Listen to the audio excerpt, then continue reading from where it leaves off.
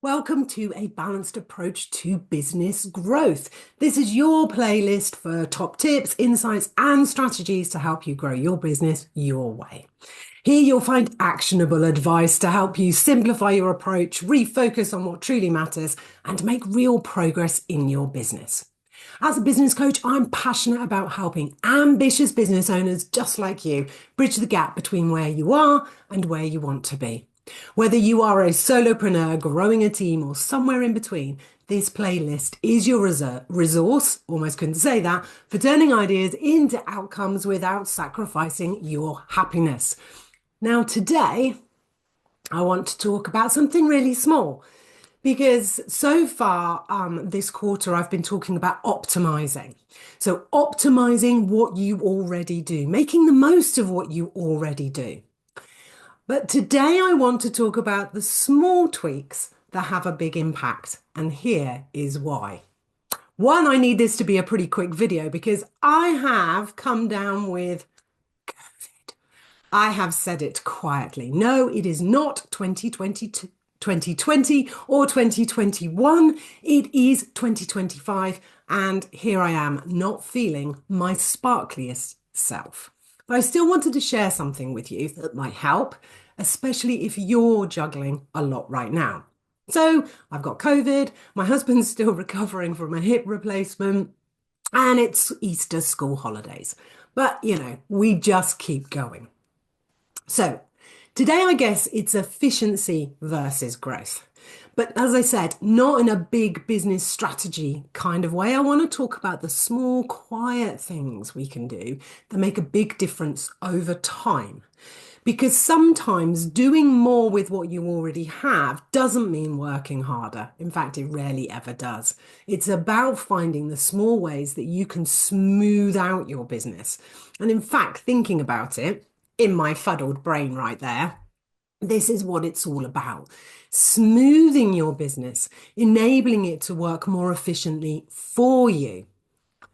So instead of focusing on the massive changes today, I want to give you a list of easy tweaks that you can make right now that will create more space, ease, and progress in your business. So you're not going to be overhauling your systems or investing in new software today. You can make these changes from the sofa with a cup of tea in hand, and even when you're not your sparkliest self and you're not firing on all cylinders. So let's get started. And here's your list of what I'm calling small, quiet efficiency tweaks that you can do today. Automate your invoices and payment reminders.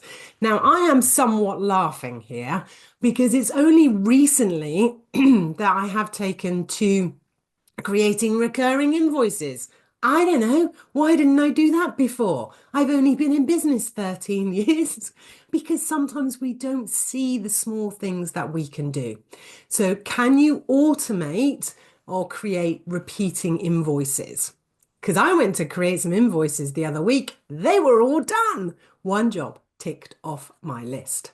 Now with Xero, and I'm sure you can do this with many other software providers, that happens to be the one that I use, you can also set up payment reminders. Now, this is really helpful. So if somebody hasn't paid by your deadline, it creates an automated reminder. This does several things. One, it means we don't have to do it. Two, it means we don't have to do it and feel awkward about it, saving you time and stepping away from that feeling of being uncomfortable because you're chasing money. So do you have any invoices that you can automate, create as, or turn into recurring, repeating invoices? And have you set up payment reminders? Okay, the next one is set recurring reminders for things like client check-ins, weekly reviews, content planning. Get it out of your head. And I've talked about this one before and I've talked about it in other videos. So can you block time in your diary for those activities that happen again and again? It stops you going into that panic mode. Oh, I haven't done. Oh, I'm supposed to have done. Get it in, excuse me. Get it into your calendar, get it into your diary, make it recurring reminders. So you're actually taking more stuff out of here. We hold a lot up here. The more we can take out, the more we can automate, the smoother our business becomes, the more time we create for spending on those activities that really move the needle in our favor. So set recurring reminders. I'm smiling because this is another great one. Set recurring tasks. I know this is a game changer. And I'm laughing because in January, I was thinking about, so at the beginning of this year, I was thinking about how I can make my business smoother, how I could make it easier for me. So one of the things I did was really looked at the task, looked at the business. What are the things that I do again and again and again? And I set these recurring tasks.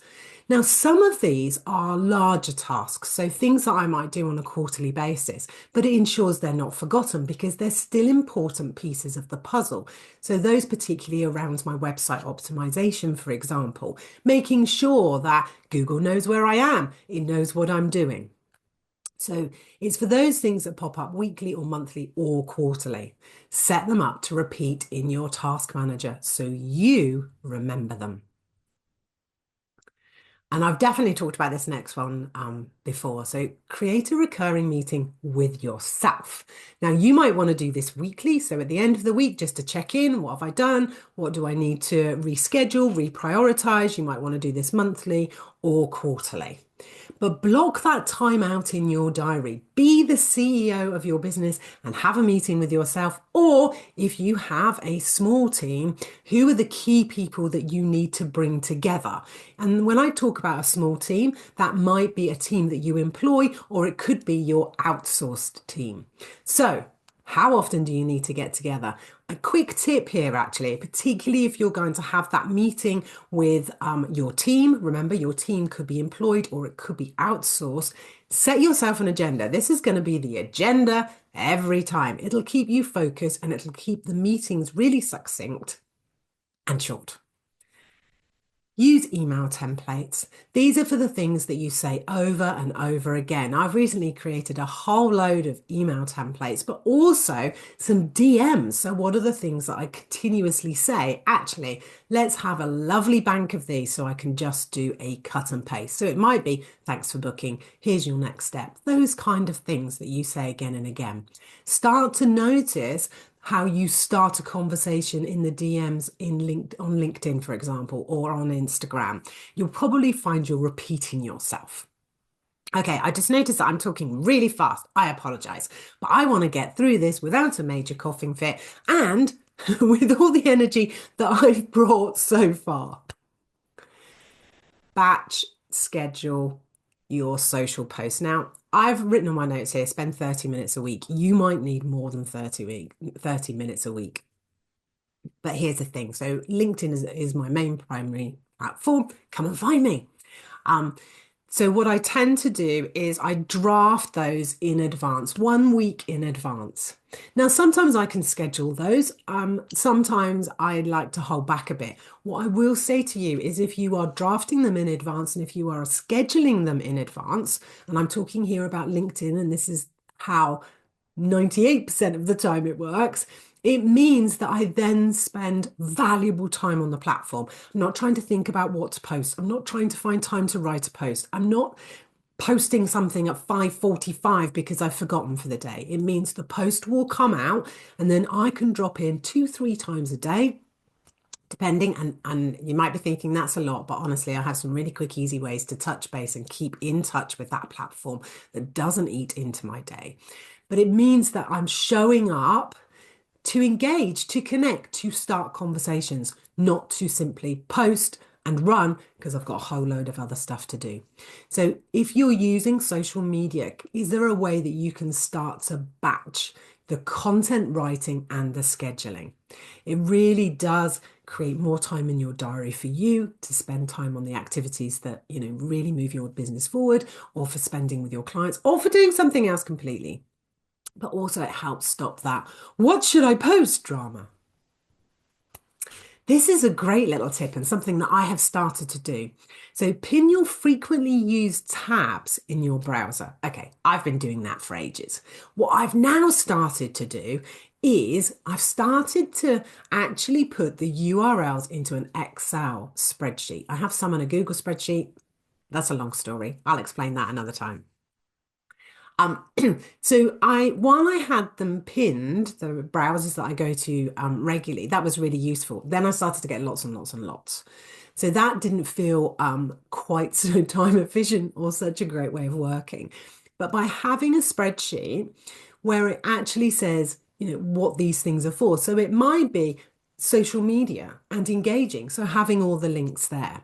It might be in relation to social media. I had read a brilliant tip on LinkedIn recently where somebody had actually copied the URLs of those people that they really wanted to engage with on LinkedIn, and they've put those into a spreadsheet. That's not my tip, and I'm really sorry because I can't remember the guy's name, but I thought, hey, that's a really great idea. I'm sure there are other ways. In fact, I'm sure, almost positive there is another way of doing that within the platform. But it was a good idea because what he was doing is he's saying, these are the people I want to engage with. So again, thinking about what activities could you batch together. So if it's marketing, you might have one sheet on your Excel spreadsheet. Don't have more than one. You don't need. You just have one workbook with lots of different tabs. So you might have one tab that's around marketing. You might have one tab that's to do with your clients. You might have another tab that's to do with something else completely. Hey, I've got a fuddled brain, but there's two great examples, and I hope you're getting the idea here. So, yes, you can pin your tabs, but go one step further and really think about those places that you visit regularly and pop them into a spreadsheet. I'm telling you, I have done this recently for a particular area of my business, and it's been fabulous. I only go to one spreadsheet, click, I'm off. Come back to the spreadsheet, click, I'm off. It's just been great and time saving. And you might say, well, it probably doesn't save that much time. But time's really precious. So when we're starting to look at ways that we can claw back even a few minutes in our day, those few minutes soon add up. How about capturing your awesome ideas with a voice note? It takes time to type. And I think I've certainly got used to using voice notes way more in the last 12 months because they're a much quicker way of me communicating, whether that's with clients, whether that's with my team, etc. Can spend quite a long time typing something. WhatsApp's a great example. I click the microphone, leave a message, job done. I even do it with my mum. She doesn't back sometimes, but that's just another story and an aside from business. But it's easier to talk than it is to type, especially when your energy is low or you're feeling really overwhelmed and busy. Now, I haven't tried this, but I thought I'd just put it out there. Create a today folder in your on your desktop, not in your desktop, on your desktop. So just drag everything in there that you're actively working on. I'm not sure how this would work for me, but I thought I'd put it out there because I quite like the concept, particularly if you're not feeling very well, you're not feeling your sparkly best. If you just had everything that you were working on in one folder, so you just go into one folder, I think that might be, really helpful. I'd be worried about then taking them out and moving them to other places. And is that another step I need to do? But I quite like the idea, so I thought I'd share it with you. Add links to your email signature, to your calendar. Frequently asked questions on your website.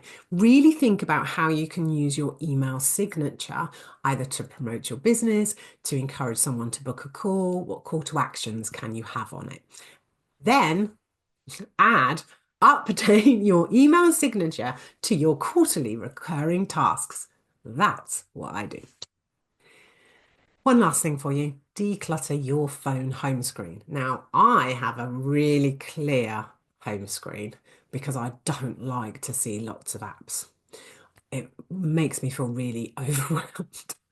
So really think about what are the key apps that you use on your phone and that you need to have in sight and in view. And it's probably not social media. Okay, planning ahead, of course, really is your secret weapon, especially for low energy moments. Without doubt, for the last, because I was feeling ill last week, into this week. So my 90-day plan is really helping me to focus on what's most important. It's helping me to reprioritize. It's helping me to see, actually, that's a task I'm not going to be able to do when I'm fuddled, and start moving things around. So reprioritizing. And my content plan, which I only do a month in advance, but it's really helped me last week. And as I look into this week, what did I say I was going to do? Now, of course, I'm now tweaking that a little bit because I can use my own example, what's going on for me now. And I believe in being raw, real, and using my own examples. So yes, they are being tweaked slightly, but ultimately the plan is there. So I can always go back to that. I don't have to go, oh, what am I going to post this week? What am I going to talk about? Don't have to worry about that because the strategy, the content plan is already there. So no energy needs to be wasted thinking about what am I going to post? What am I going to talk about? It equally means, and I think this is important to mention, it would have been really easy for me not to do an a video today. Sorry, that's because I'm writing an email to my subscribers. Hey, and if you're not one of my subscribers, I'll drop the link so you can join. Um, but today I really wanted to do this video. And I was able to do it because I already had that clarity. Okay, so this was the high level title that I'd come up with. How can I bring that down to what's happening for me today? How can I make this easy and simple? What needs to change? And also I wanted to do it because I committed to doing a video a week at the beginning of January. And some weeks I've been able to record ahead, so I've been on it. And then I've kind of fallen back a little bit. So it's sort of recording what I can when I can, but always so I am delivering a video a week. There was one week I missed. Now, we have to start, and I've talked about this before in another video. You have to start, and once you've started, then you can create a rhythm. Once you've started, you can move forward. It would have been really easy for me to say, oh, you've only done 10 videos, don't bother doing any more. But every time I do a video, I'm moving towards my next milestone, if you like. Imagine, okay, so I've missed one so far this year. But at the end of the year, if I keep going, that's 51 videos that I've delivered in this playlist. So we have to start, and we have to find our rhythm and momentum. And then we need to find a way of staying consistent. But if you fall off the wagon, like I did for that one week, it's okay. You can just get back on. Finally, and I've gone off tangent there a little bit, should have stuck to my notes. So I've mentioned my 90-day plan and my content plan. But today's tweaks that I'm sharing, they support that bigger picture. Because you don't need to be running running at 100% to make meaningful progress. And quite honestly, you cannot be your sparkly, positive Penelope every day. So it's these small things that help ensure that we keep moving forward, that we are staying committed to our 90-day plan, our annual plan, our content plan, even when we're not feeling our very best. It's those small changes that give you back time and energy so that you can focus on growth. And for those times when you're just not quite yourself. So if you are in a low energy season, whether like me, you're feeling a little bit under the weather, and there is a high chance after recording this video, I might collapse, having used all of my energy for you. If you are juggling a lot right now, try one or two of the tweaks that I've shared. Hey, if you've watched the video and gone, oh, I wish I'd written that down, just drop me an email and I will send you the list. But there's no but, actually. Small changes can really shift momentum for you, so never underestimate their power. Okay, let me know which of my fabulous small ways, the quiet ways that you can create momentum and continue to make progress, even when you're juggling a lot or not feeling your sparkly best. Let me know below which ones you're going to try. Or if you have a sneaky efficiency hack of your own, I'd love to hear it. So also share that in the comments. And if you found this video helpful, hit like or share it with someone who might need a little bit of breathing space this week. And finally, thank you for joining me and spending some of your precious time with me today.